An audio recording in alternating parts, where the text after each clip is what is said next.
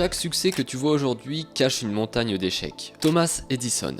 Tu le connais sûrement, mais il a testé 1000 prototypes avant d'inventer l'ampoule. Quand on lui a demandé ce qu'il avait ressenti face à ses échecs, il a répondu « Je n'ai pas échoué 1000 fois, j'ai trouvé 1000 manières qui ne marchaient pas ». J'adore cette citation. Pourquoi l'échec fait-il si peur? La réponse, elle est simple. On nous a appris que l'échec était une fin. L'école nous donne des notes, et chaque erreur est punie. Tu es mal vu si tu as des mauvaises notes, tu es mal vu si tu rates un contrôle. L'école ne nous forme pas de la meilleure manière à ce sujet-là. Dans la société, on glorifie que ceux qui réussissent, et on oublie ceux qui perdent. Mais la vérité, c'est que tomber fait partie du chemin, et ceux qui ne tombent jamais ne progressent jamais. Carol Dweck, un psychologue célèbre, a démontré que les personnes avec une mentalité fixe fuient l'échec parce qu'elles le perçoivent comme une attaque contre leurs valeurs personnelles. Mais ceux avec une mentalité de croissance voient l'échec différemment. Ils le voient comme un feedback, une opportunité d'apprendre. Et toi, quelle mentalité choisis-tu?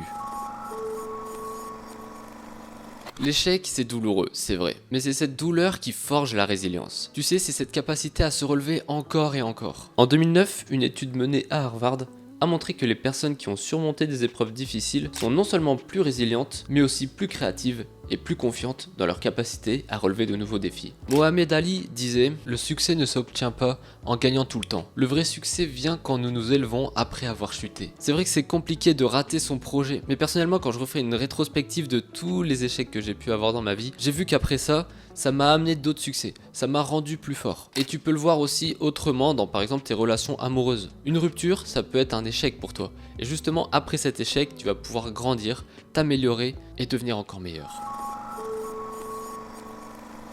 L'échec n'est pas un échec tant que tu en tires des leçons. Steve Jobs, viré d'Apple en 1985, a dit que cet échec était la meilleure chose qui lui soit arrivée. Parce que ça lui a permis de repartir de zéro, avec plus de créativité et de liberté. Et toi, tu peux faire pareil. Reprends le contrôle. Réfléchis, que peux-tu apprendre de tes échecs actuels?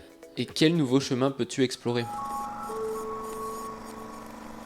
Comment utiliser cet échec pour réussir? Accepte tes émotions. C'est normal d'être triste, frustré ou en colère. Laisse-toi ressentir ces émotions, mais surtout ne t'y accroche pas. Ensuite, analyse l'échec. Pose-toi les bonnes questions. Pourquoi est-ce que ça n'a pas fonctionné? Qu'est-ce que je pourrais changer la prochaine fois pour ne pas retomber sur cet échec? Et le plus important, agis différemment. Mets en pratique les leçons apprises. Il y a une citation de Albert Einstein que j'adore et qui rejoint ce que je viens de dire. La folie, c'est de faire toujours la même chose et de s'attendre à un résultat différent. Et chaque tentative te rapproche du succès. Je te recommande le livre Réfléchissez et devenez riche de Napoleon Hills. Franchement, le livre est super intéressant et ça rejoint ces idées-là. Alors souviens-toi que l'échec, ce n'est pas une fin. C'est un début de ton évolution, de ta transformation. Et crois-moi, dans 10 ans, tu regarderas en arrière et tu réaliseras que ce n'était pas un échec. C'était une leçon qui t'a amené là où tu es aujourd'hui. Et voilà, j'espère que cette vidéo t'aura plu. N'hésite pas à me dire ce que tu en penses dans les commentaires. J'espère surtout qu'elle t'aura aidé. Merci d'avoir suivi la vidéo. Salut tout le monde.